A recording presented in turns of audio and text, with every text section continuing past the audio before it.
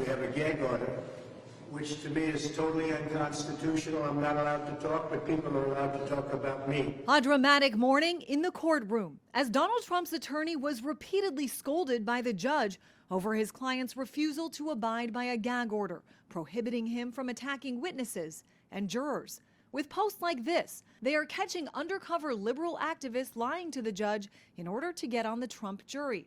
One of several violations leading the judge to tell Trump's lawyer Todd Blanche, "You're losing all credibility with the court." The key testimony on day 2 came from David Pecker, former publisher of the National Enquirer. An August 2015 meeting at Trump Tower between Donald Trump, Michael Cohen, and David Pecker, central to questions from the prosecution.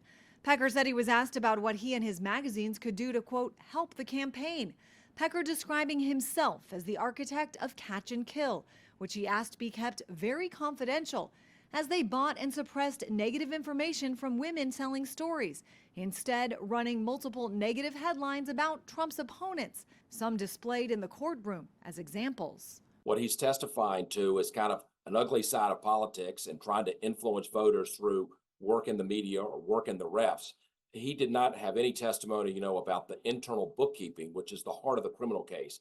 Former U.S. Attorney John Fishwick calls Pecker a perfect first witness for prosecutors, a longtime loyal friend of Donald Trump who can set the table for the jury and start to build the story they plan to tell. The case is a sham.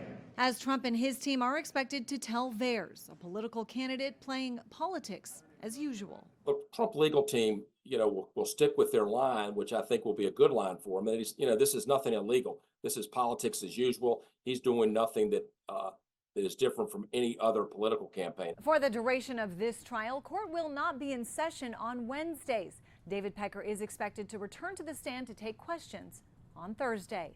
In Washington, I'm Christine Frizzau.